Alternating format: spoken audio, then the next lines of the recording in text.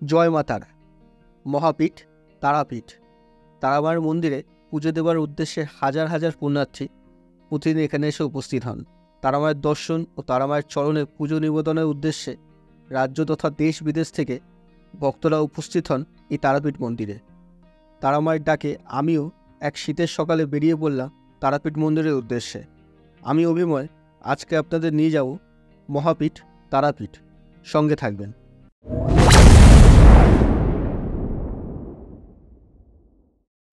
Good morning. একটা নতুন বেড়ানোর ভিডিওতে আপনাদের সকলকে জানাই স্বাগত। আজকে যাচ্ছি তারাপীঠ। আমাদের ট্রেন হাওড়া থেকে, হাওড়া রাধিকাপুর কুলিক এক্সপ্রেস, নাম্বার হচ্ছে 13053। চলুন জার্নিটাতে সাথে থাকবে।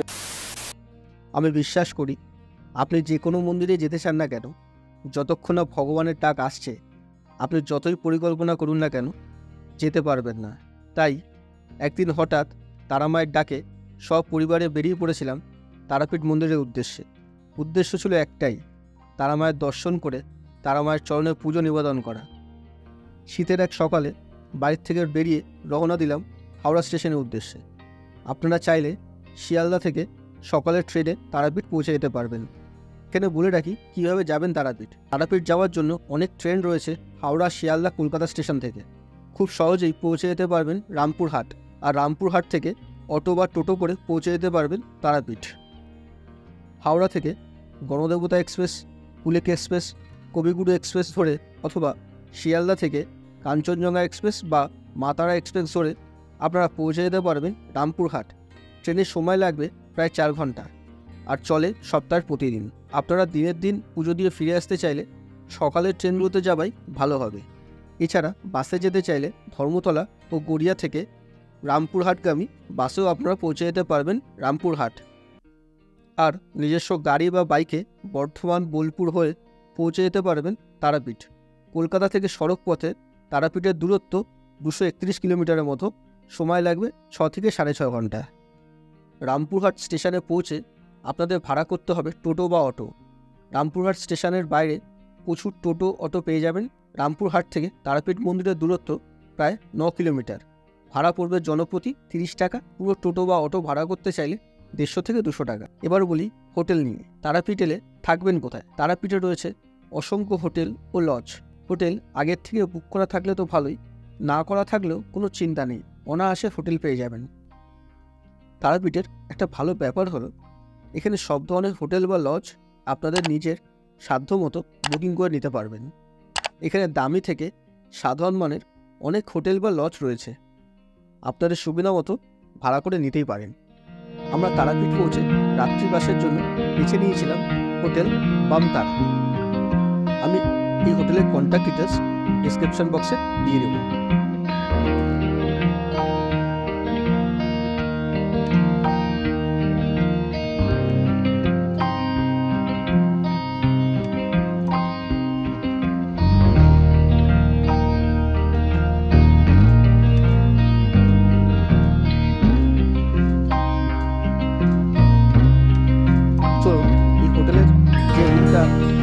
আমরা নিয়েছিলাম কটেজ, একবার দেখি।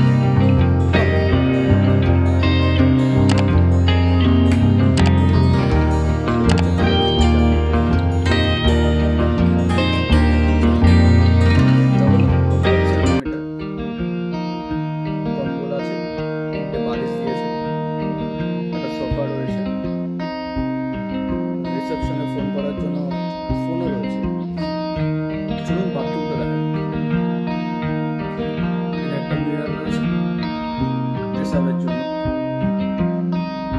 এটা হচ্ছে বাথরুম, বাথরুমে গিজার আছে,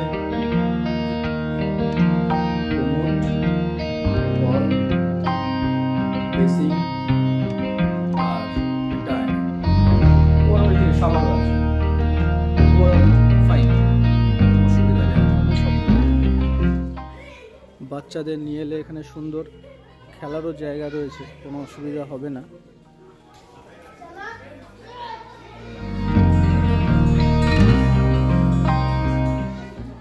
গার্ডেনের মতো করা রয়েছে চারদিকটা। সেই সকালবেলা বাড়ির থেকে বেরিয়েছি, তাই হোটেলে ঢুকে লাগেজ রেখে ফ্রেশ হয়ে চলে এলাম প্রথমেই এদের এই ডাইনিং হলে। এই ডাইনিং হলটা দেখুন কত সুন্দর করে সাজানো।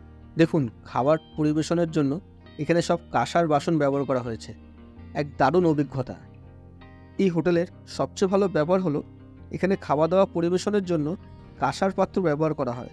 আমি অনেকবার তারাপীঠ এসেছি, কিন্তু এইরকম ব্যবস্থা আগে কখনো দেখিনি, বেশ ভালো লাগলো। তারাপীঠে এসে এই কাঁসার বাসনে খাওয়া দাওয়া করার ইচ্ছা থাকলে আসতে হবে কিন্তু এই বামতারা হোটেলে। এখানে খাবার দাবার মানও খুব ভালো।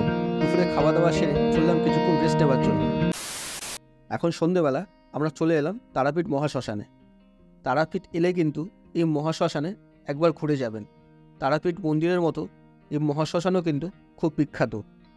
এই মহাশ্মশানে সাধনা করে সিদ্ধি লাভ করেছেন সাধক বামাখ্যাপা। এটাই হলো সাধক বামাখ্যাপার সমাধি মন্দির।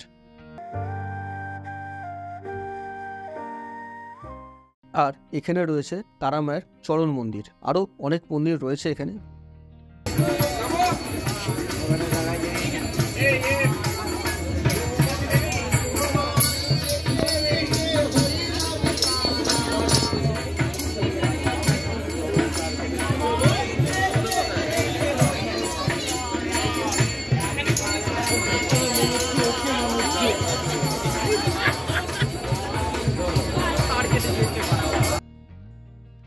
এই হলো রাতের দৃশ্য, রাতের মহাশ্মশান। পরের দিন সকালে আমরা প্রথমেই চলে গেছিলাম তারামায়ের মন্দিরে পুজো দিতে। ভোর 5টা থেকে মন্দির খোলা হয় এবং রাত 9টা পর্যন্ত পুজো দেওয়া যায়। ধরনের লাইন আছে, রয়েছে সাধারণ লাইন আর রয়েছে ভিআইপি লাইন। ভিআইপি লাইনেরও অনেক রকম ভাগ করা রয়েছে। সাধারণ লাইনে পুজো দিতে গেলে বেশ অনেকক্ষণ সময় লাগবে, সেই তুলনায় ভিআইপি লাইনে ভিড়টা কম থাকে। ভিআইপি লাইনের খরচ 300 টাকা, 500 টাকা, 1000 টাকা পর্যন্ত হয়। এখন তারাপীঠ মন্দিরে তারামায়ের পুজো দিতে এলে কিছু নতুন নিয়ম আপনাদের মেনে চলতেই হবে। যেমন মন্দিরের ভিতরে তারামায়ের সাথে ছবি তোলা সম্পূর্ণভাবে নিষিদ্ধ। মন্দিরের গর্ভ গিয়ে অঞ্জলি দেওয়া সম্পূর্ণভাবে নিষিদ্ধ। পূজারী বা দর্শনার্থী কেউ কোনো মোবাইল ফোন নিয়ে ভিতরে প্রবেশ করতে পারবেন না। মন্দির কর্তৃপক্ষ থেকে জানানো হয়েছে এই ছবি তোলার জন্য গর্ভে গিয়ে ভিড় জমে, বিঘ্ন ঘটে পুজোতে। অনেক মানুষ ঘন্টার পর ঘন্টা লাইন দিয়ে বাইরে দাঁড়িয়ে থাকেন, বাকি ভক্তদের পুজো দিতে দেরি হয়ে যায়। তাই সব দিক বিবেচনা করে এই নতুন নিয়ম বা সিদ্ধান্ত নেওয়া হয়েছে।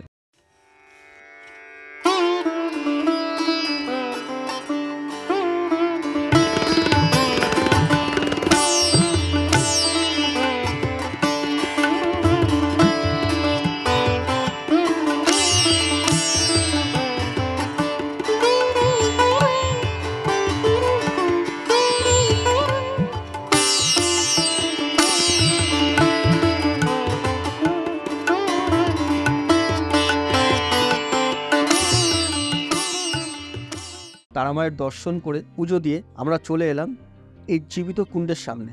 এখানেও ভিড় রয়েছে। এই জীবিত কুণ্ড নিয়ে কিন্তু অনেক জনশ্রুতি রয়েছে। তারামায়ের পুজো দিয়ে মন্দির প্রাঙ্গণে বেশ কিছুক্ষণ সময় কাটিয়ে মনটা বেশ ভালো হয়ে গেল। তারামার কাছে এটাই প্রার্থনা করি, আমাকে এবং আমার পরিবারকে ভালো রাখুন, সুস্থ রাখুন। সেই সঙ্গে তারামা সকলকে শান্তি দিন, সকলকে সুস্থ রাখুন, সকলের জীবন আনন্দময় ও মঙ্গলময় হয়ে উঠুক, এই আমার প্রার্থনা। জয় মা তারা। এই বলে আজকের ভিডিওটা এখানেই শেষ করলাম। দেখা হবে আবার কোনো নতুন ভিডিওতে। ভালো থাকবেন, সুস্থ থাকবেন, দেখতে থাকবেন আমার ইউটিউব চ্যানেল প্রকৃতির পথে। ধন্যবাদ।